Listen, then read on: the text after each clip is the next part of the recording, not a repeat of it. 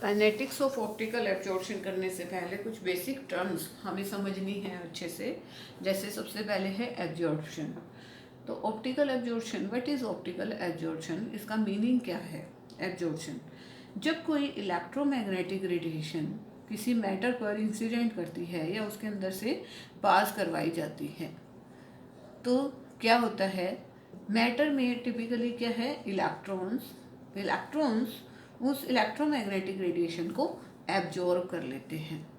And when they absorb this electromagnetic radiation they convert it into their internal energy. अपनी internal energy में उनको convert कर देते हैं। जैसे इंटरनल एनर्जी का एक उदाहरण हमारे पास है थर्मल एनर्जी। तो एक इलेक्ट्रोमैग्नेटिक रेडिएशन जब इंसिडेंट करती है मैटर पे या उसमें से पास करवाई जाती है तो इलेक्ट्रॉन एब्जॉर्ब करते हैं उसकी एनर्जी को और उस एनर्जी को अपनी इंटरनल एनर्जी में कन्वर्ट कर लेते हैं, जिसके कारण जो लाइट वेव है वो उसका एटेन्यूएशन हो जाता है। अगर एटेन्यूएशन कम्प्लीटली नहीं होता तो उसका जो है एक ग्रेजुअल रिडक्शन मिलता है, जिसके कारण उसकी जो इंटेंसिटी है वो डिक्रीज मिलती है। Second thing, the main important thing we should know about the resonance and the resonant frequency. Resonant और resonant frequency का मतलब क्या है। Resonant frequencies. Resonant क्या होता है? Many systems in physics have a tendency that they oscillate with very high amplitude at certain frequencies. कि उनका जो oscillations होता है वो बहुत ही हाई एम्पलीट्यूड पर हो सकता है। अगर उनको जो एक ड्राइवर है, एक सोर्स है, उनको वो सोर्स उतनी ही फ्रीक्वेंसी देता हो जिस नेचुरल फ्रीक्वेंसी के वो सिस्टम है। मीन्स अगर एक सिस्टम को हमने लाइट दी, इस सिस्टम का इस लाइट के साथ एम्पलीट्यूड जो है वो तभी इंक्रीज होगा जब ये जो फ्रीक्वेंसी, हाँ, जिस फ्रीक्वेंसी की लाइट हम इस पर इंसिडेंट करवा रहे हैं उतनी ही जो है इस सिस्टम की नेचुरल फ्रीक्वेंसी हो। नेचुरल फ्रीक्वेंसी हमेशा डिवाइस के फिजिकल पैरामीटर से कैलकुलेट की जाती है। तो एक नेचुरल फ्रीक्वेंसी से मैच फ्रीक्वेंसी या उसके इक्वल फ्रीक्वेंसी अगर सोर्स भी उस सिस्टम को दे तो उसके एम्पलीट्यूड इंक्रीज हो जाता है। This is known as the resonance. Resonant frequency क्या होती है? The frequencies at which the tendency to oscillate with highest amplitude. Resonant frequency is the frequency, वो फ्रीक्वेंसी जिस पर की the frequency at which the system oscillate at higher amplitude, कि उसका जो एम्पलीट्यूड है वो हायर हो जब उसको रेजोनेंट फ्रीक्वेंसी मिले। जैसे कि हम किसी स्विंग का एग्जांपल लें। स्विंग, आप झूले पर बैठकर झूलते हैं, आपने स्विंग को उतनी ही फ्रीक्वेंसी, मतलब कि उतने ही जोर से हिलाना है जिस जोर पर वो चलता हो, मतलब कि उसको उतनी फ्रीक्वेंसी देनी है जितनी उसकी नेचुरल फ्रीक्वेंसी हो। अगर आप उस झूले को उतनी, नेचुरल फ्रीक्वेंसी का क्या मतलब है, जैसे ये स्विंग है, ये जो स्विंग है अपने टू एंड फ्रो, इसका जो मोशन है वो इतने ही टाइम पर कंप्लीट होना है, मतलब कि जो इसका जो पीरियडिक ओसिलेशन है वो उतने ही टाइम पर कंप्लीट होना है। उतने ही टाइम पर मीन्स उस टाइम से आप उसकी फ्रीक्वेंसी को कैलकुलेट कीजिए और उसी फ्रीक्वेंसी, मतलब उसकी एक नेचुरल फ्रीक्वेंसी आ गई वो जिस पर कि वो टू एंड फ्रो ओसिलेशन दे रहा है, उसी फ्रीक्वेंसी के इक्वल अगर आप उस पर फ्रीक्वेंसी अप्लाई करेंगे तो जो स्विंग है वो और अच्छे से एम्पलीट्यूड उसका इंक्रीज होता चला जाएगा and it will swing with that increased amplitude. लेकिन अगर आप उसकी नेचुरल फ्रीक्वेंसी से कम या ज़्यादा फ्रीक्वेंसी दें तो क्या होगा, या तो वो झूला बिल्कुल रुक जाएगा। अगर आपने बहुत ज़्यादा हाई फ्रीक्वेंसी दे दी उसकी फ्रीक्वेंसी से तो क्या होगा, वो इधर उधर जो उसका मोशन है वो पीरियोडिक नहीं रहेगा। तो रेजोनेंट सिस्टम्स के बहुत सारे यूजेज होते हैं कि अगर हमने रेजोनेंट कंडीशन मेंटेन करवा दी सिस्टम के साथ, सिस्टम को रेजोनेंट कंडीशन मेंटेन करवा दी, तो उससे क्या हुआ कि हम किसी भी डिजायर्ड फ्रीक्वेंसी को प्राप्त कर सकते हैं। मतलब कि कोई सिस्टम किसी फ्रीक्वेंसी का होता है, कोई सिस्टम किसी भी फ्रीक्वेंसी का होता है, तो रेजोनेंट सिस्टम का यूज ये हो गया कि it is use to generate vibrations और oscillation at any desired frequency. Second, it can filter the selected frequency from a complex vibration। Complex vibrations अगर हमारे पास हैं तो उसमें से जो जो फ्रीक्वेंसी सेलेक्ट करनी है वो ये सिलेक्ट कर सकता है, मतलब कि एक फ़िल्टर का काम करता है। जैसे कि रेडियो और टेलीविज़न के जो सिग्नल होते हैं, रेडियो के नोब को दबाकर हम आप उसको किसी भी एक फ्रीक्वेंसी पर सेट कर देते हैं, और उसी फ्रीक्वेंसी का अगर वो फ्रीक्वेंसी किसी चैनल से मैच होती है, मतलब रेजोनेंट होती है, तो वो चैनल हमारा रेडियो पकड़ लेता है और हमें उस पर फिर साफ जो अपना जो भी हम प्रोग्राम देते हैं वो हमें साफ सुनाई देता है। थर्ड थिंग, जैसे कि हमारे पास जो रेजोनेंट फ्रीक्वेंसीज हैं वो उतनी किसी भी सिस्टम की नेचुरल फ्रीक्वेंसीज उतनी ही होती हैं जितनी उसकी डिग्री ऑफ फ्रीडम होती है। जितनी डिग्री ऑफ फ्रीडम होगी उतनी ही नेचुरल फ्रीक्वेंसी सिस्टम की होगी। जैसे इसके लिए एक हम एग्जांपल ले सकते हैं कि हमने एक एग्जांपल ले लिया कि हमने एक बॉल को एक स्प्रिंग के साथ बांधकर और एक बॉल को रखा है, तो इसका जो है ये मेन पोजीशन हो गई।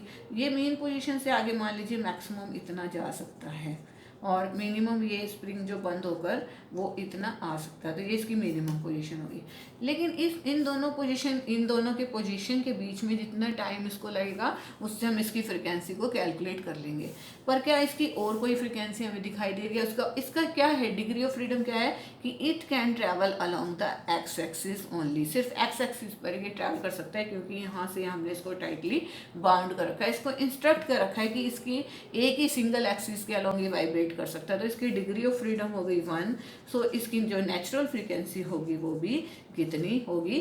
डिग्री ऑफ फ्रीडम अगर 1 है तो इसकी नेचुरल फ्रीक्वेंसी की वैल्यू भी एक वैल्यू होगी इसकी फ्रीक्वेंसी की जिस पर कि ये वाइब्रेट करेगा। रेजोनेंट कंडीशन हमें उस एक फ्रीक्वेंसी से इसकी मैच करवानी होगी।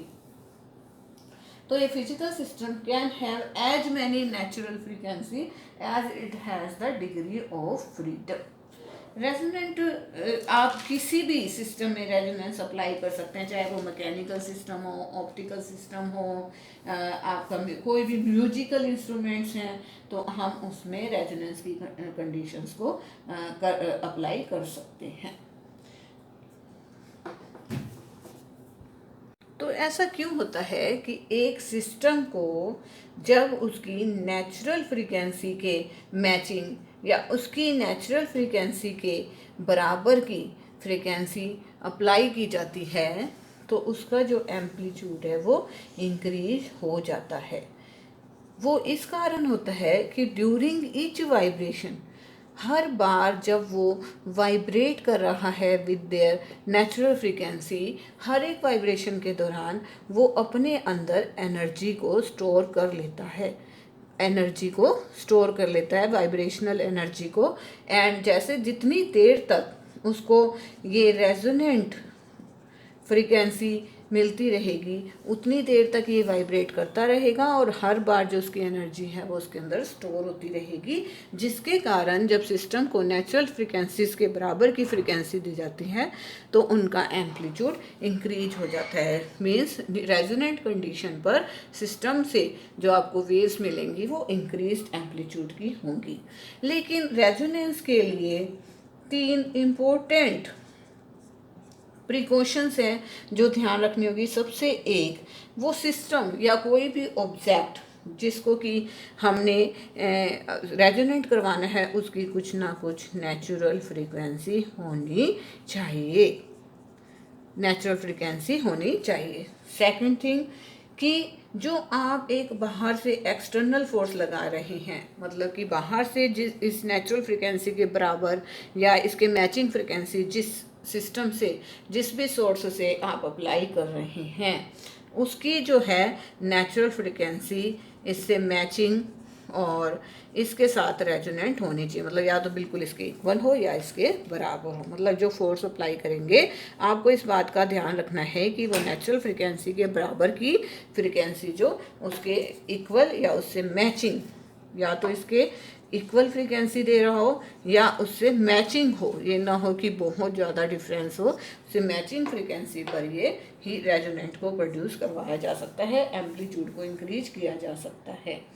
थर्ड, कि जो ये एनर्जी को स्टोर कर रहा है ड्यूरिंग ईच वाइब्रेशन, इस एनर्जी का को रिड्यूस करने वाले कंपोनेंट प्रेजेंट ना हो, नो रिड्यूसिंग कंपोनेंट प्रेजेंट। अब रिड्यूसिंग कंपोनेंट कौन से होते हैं? जैसे कि एक सितार है, आप वायलिन या सितार बजा रहे हैं, उसकी अगर तार पर ही जंग लगा हुआ है, अगर उसकी तार पर जंग लगा हुआ है मान लीजिए, तो क्या होगा, उसमें फ्रिक्शन बढ़ जाएगा। तो फ्रिक्शन के कारण क्या होगा, उसके जो रिड्यूसिंग कंपोनेंट आएगा उसकी नेचुरल फ्रिक्वेंसी मैच नहीं हो पाएगी, उसका एम्पलीट्यूड इंक्रीज नहीं हो पाएगा, तो वो अच्छी साउंड प्रोड्यूस नहीं करेगा। उसमें जो है डैम्पिंग हो जाएगी। जैसे ही आप उसको तार को स्टक करेंगे तो उसका जो नेचुरल फ्रिक्वेंसी एक बार आपने उसको दे दी, लेकिन उसकी जो है वो नेचुरल फ्रिक्वेंसी डैम्प हो गई, वो बहुत ज़्यादा देर तक वाइब्रेट नहीं कर पाई।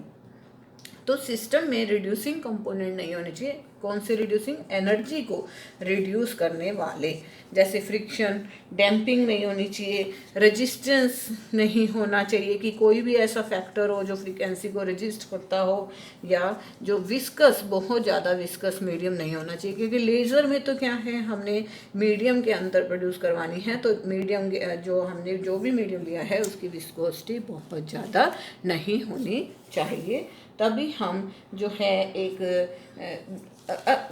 ग्रेट क्वालिटी फैक्टर हम सिस्टम का हमें मिल सकता है। तो what is that quality factor? Quality factor basically होता क्या है?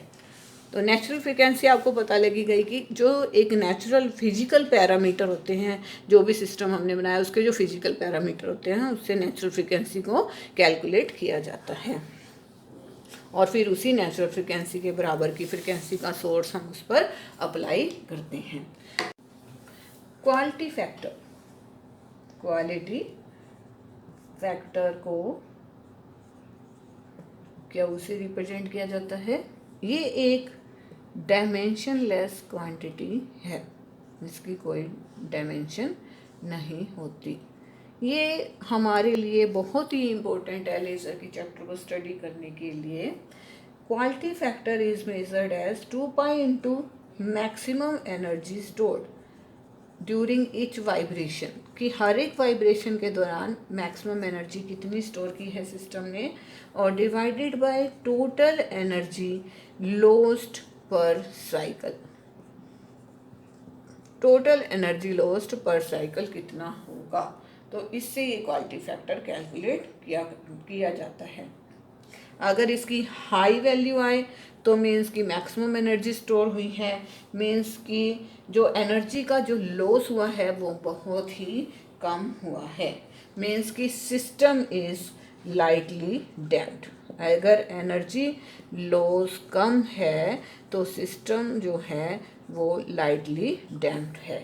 नो एनर्जी लॉस हो तो मतलब कि सिस्टम में डैम्पिंग नहीं है, पर ऐसा परफेक्ट सिस्टम नहीं हो सकता जिसमें डैम्पिंग ना हो।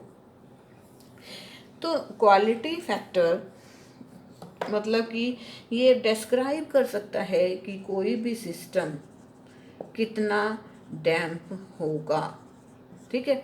अगर ये बहुत ज़्यादा हाई वैल्यू देता है, अगर हाई वैल्यू हमें क्वालिटी फैक्टर की मिलती है, means we are getting the maximum amplitude, और अगर एम्पलीट्यूड मैक्सिमम होगा तो बैंड विड्थ जो है उस ओसिलेटर की कम होगी, मतलब कि उसकी जो रेंज ऑफ फ्रीक्वेंसीज पर जो काम करता है वो इस मैक्सिमम सेंट्रल एम्पलीट्यूड के दोनों तरफ जो उसकी रेंज ऑफ फ्रीक्वेंसीज हैं वो बहुत कम होगी।